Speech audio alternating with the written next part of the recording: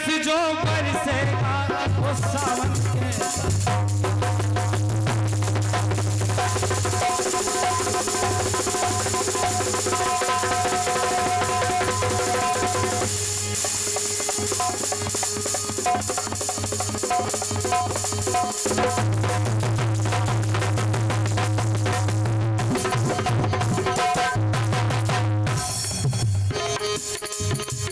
मुकेश भाई ने बहुत मेहनत करी है। 50 ले लो, 50 बाद में कहाँ से ले। और मेहनत तो क्या सब लोग कर रहे हैं, लेकिन ढोलक भाई की ज़्यादा मेहनत हो। नहीं तो भाई गाड़ी में ये कलाकार हमारी गरीबान पकड़ लेंगे, हम नहीं कर रहे थे गाय मेहनत। तो मेहनत तो सब है। बहुत सुंदर लाइन है, सुनो बढ़िया की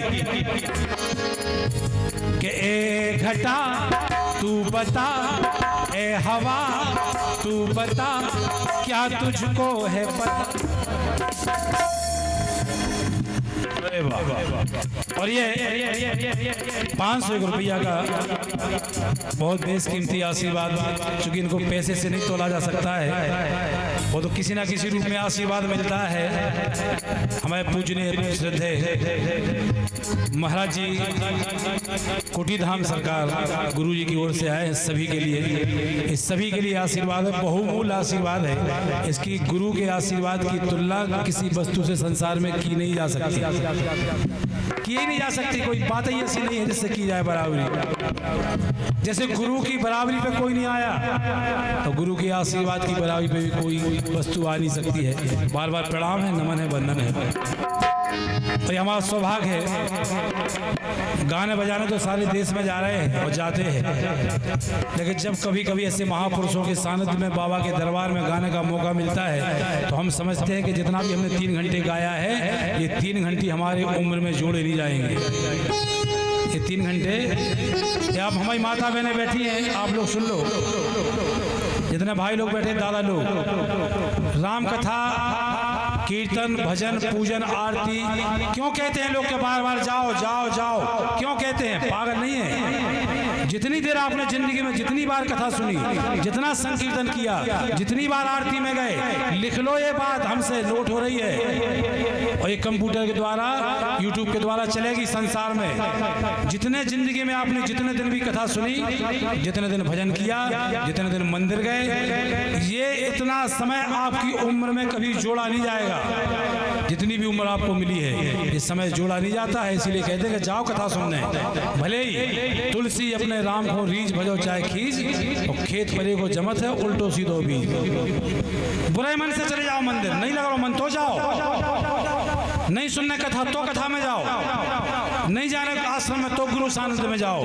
कब गुरु के मुंह से कौन सी बात निकल जाए, कौन से शब्द आपकी जिंदगी संवार दे, कोई ठिकाना नहीं है। एक शब्द में, एक शब्द में जिंदगी बदल जाती है। गुरु के मुख से हुआ वाक समझ लो भगवान का वाक होता है, इसीलिए कहा है। चलिए लाइव से, अगले बरस जो बरसेगा वो सावन कैसा होगा, और सावन जैसा भी हो मेरा साजन कैसा। बहुत बढ़िया गीत है, मजा भी आएगा आपको सुने।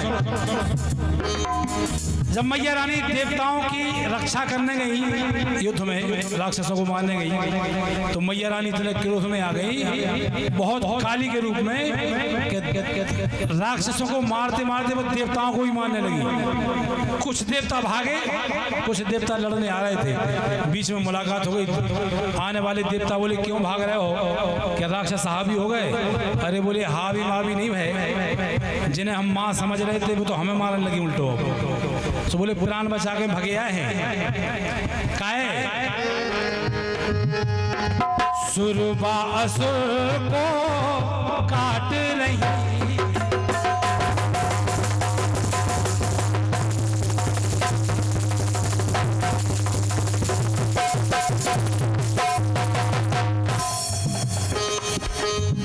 और सुरबा असुर को काट रही है, लहू भी उनका चाट रही है। देवता बोले शंकर जी से नहीं गई, वे तो महादेव हैं। बोले शंकर जी की हालत तो और खराब है। तुम कह रहे शंकर जी से नहीं गई, शंकर जी की हालत देख के तो हमारे भगे हैं। अरे बोले वे महादेव हैं। बोले हुन्या महादेव, महादेव तो और खतरे में है। क्या है कि घर वाला ही स्वयं डरे, अरे घर वाला ही स्वयं डरे, वो घर वाली कैसी होगी। और जब महाकाल है ऐसे ने डरे, जब महाकाल है ऐसे तो महाकाली कैसी हो।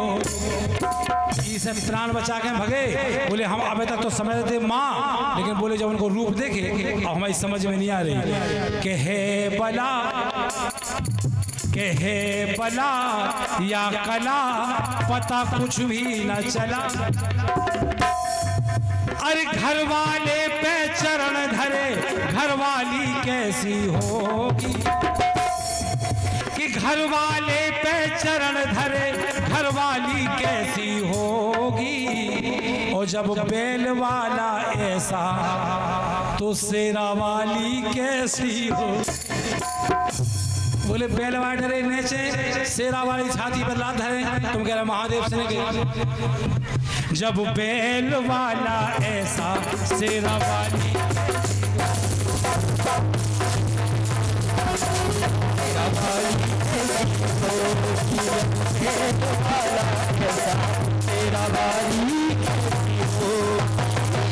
अगली लाइन सुनो। एक बार मैया रानी और भगवान भोलेनाथ बढ़िया कैलाश पर्वत पर बैठे अच्छे मूड में। तो पार्वती मैया बोली स्वामी हमें भूख लग रही। शंकर जी नहीं दो ध्यान, और वैसे भी पत्नी की बात पे ज्यादा ध्यान नहीं देता आदमी। मैया बोली स्वामी सुन रहा है हमें भूख लग रही। तो शंकर जी ने मजाक में कह दी कि हमें खा लो। वो भी खा गई, खा भी गई। फिर भगवान कान के द्वारा, नाक के द्वारा, मुंह के द्वारा धुआं बन के निकले मैया रानी के शरीर से। तब से मैया को एक नाम और होगा तो धुआंवती, जिनकी स्थापना दतिया में है। देश में केवल एक ही मंदिर है धुआंवती, जिनकी स्थापना दतिया में है। तब से लेके आज तक सुहागिन स्त्री के लाने दर्शन बंद है। आज भी सुहागिन स्त्री दर्शन नहीं कर सकती धुआंवती मैया की, या कन्या या फिर विधवा है।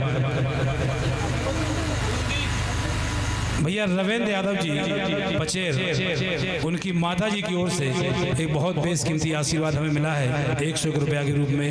आपको सादर प्रणाम है, नमन है। देवी को जब भूख सताए तो शिव के सिवा कुछ नजर न आए। घर वाले से पेट भरे, घर वाली कैसी हो।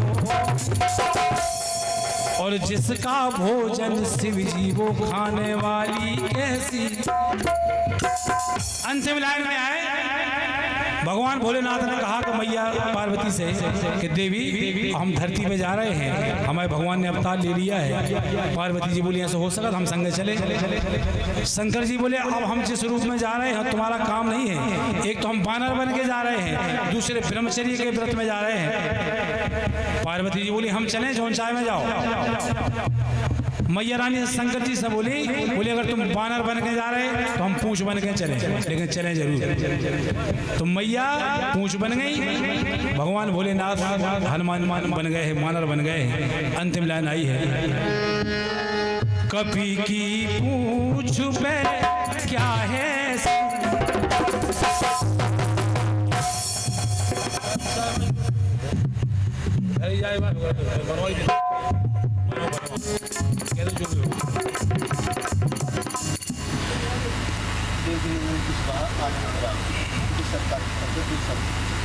भैया देवकी नंदन जी कुशवाहा आलमपुरा, और ये 101 रुपये आए हैं पूजनीय कुटी सरकार धाम के लिए। 2 शब्द तभी से उन्हीं का तो गुणगान हो रहा है, फिर भी प्रयास करेंगे भैया। कपी की पूछ पे क्या है शंका, और झोंकी ही डाली सोने की लंका। हनुमान जी आगे, भोलेनाथ मैया पूंछ के रूप में पीछे। तो घर वाले के तन पे चले, घर वाली कैसी हो, और जब आगे वाला ऐसा पीछे वाली कैसी, जब बैल वाला ऐसा शेरा वाली।